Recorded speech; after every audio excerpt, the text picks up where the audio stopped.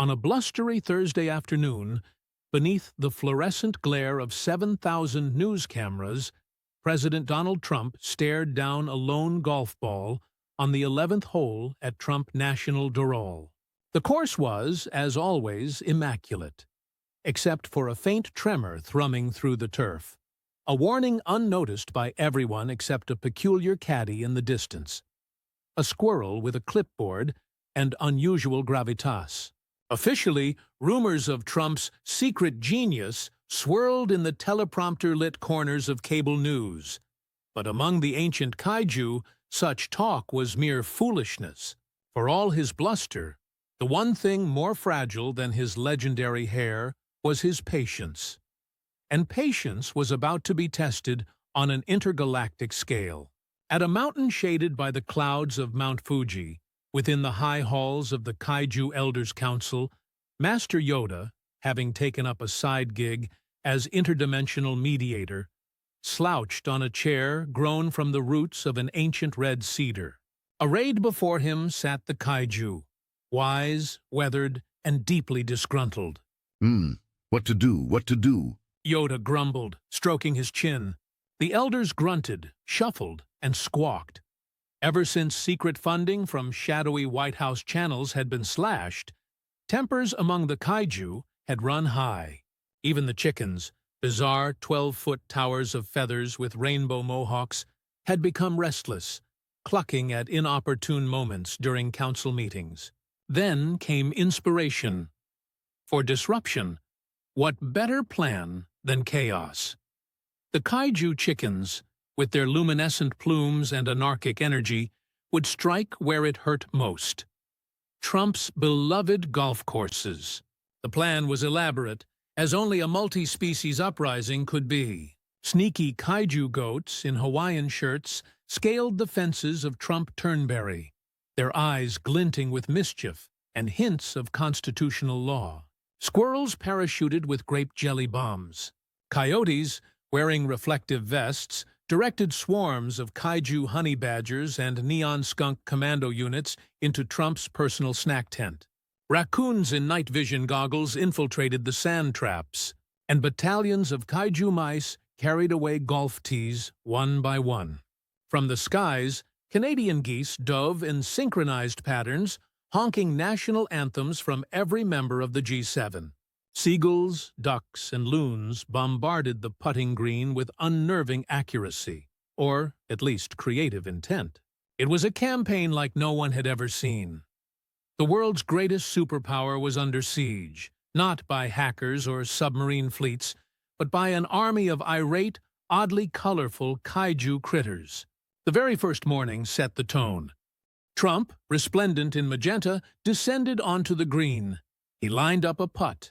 Immediately, a raccoon launched the golf ball like a slingshot into a pond. The chickens flapped wildly and cheered. Get those Antifa animals out of there!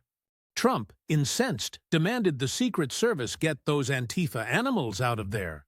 But the Secret Service, unable to distinguish Kaiju animals from mildly unruly golfers, only managed to get mobbed by Kaiju squirrels performing what can only be described as interpretive dance.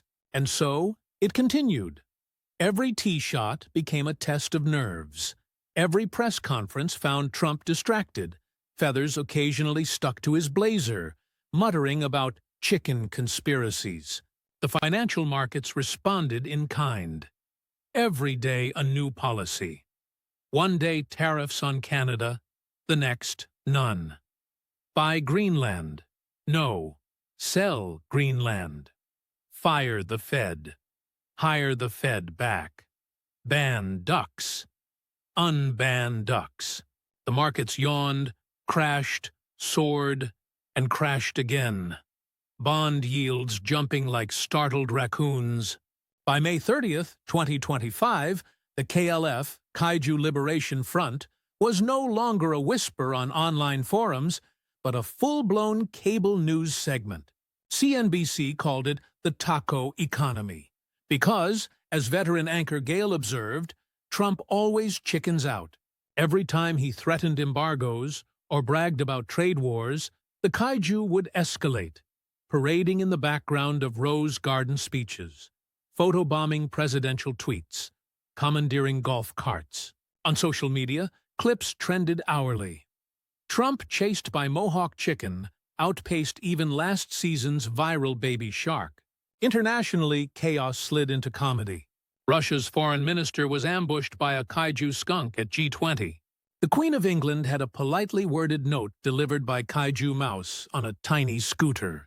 Even Panama, usually above the fray, found its canal blocked by a flotilla of synchronized Kaiju ducks. But something had to give. The funding taps tight as ever. The Kaiju rebellion escalated. And so did tensions. When the Kaiju Fuji Research Center announced an unprecedented summit between the elders, Yoda, and a delegation of raccoons, it made world news. Fox, MSNBC, NHK, and 2,000 TikTok live streamers descended on Mount Fuji. There, in the shadow of snow-tipped peaks, Yoda raised a paw. Thin skin, thick chaos, Solution we seek or endless headlines live? Trump, video chatting in from his gold-plated shower, demanded answers. But the Kaiju only laughed, a deep, world-shaking gurgle of joy. The more Trump raged, the harder they danced. The harder the Kaiju danced, the more his policies ricocheted. In the end, with the markets in permanent hiccup, Kaiju chickens crowned co-presidents of golf, and squirrels awarded medals in interpretive sabotage. Trump picked up a feather, gazed out over his kingdom of rogue animals, and admitted the truth. Never mess with the Kaiju. Secret genius or not, there are some things and some chickens you just cannot outmaneuver.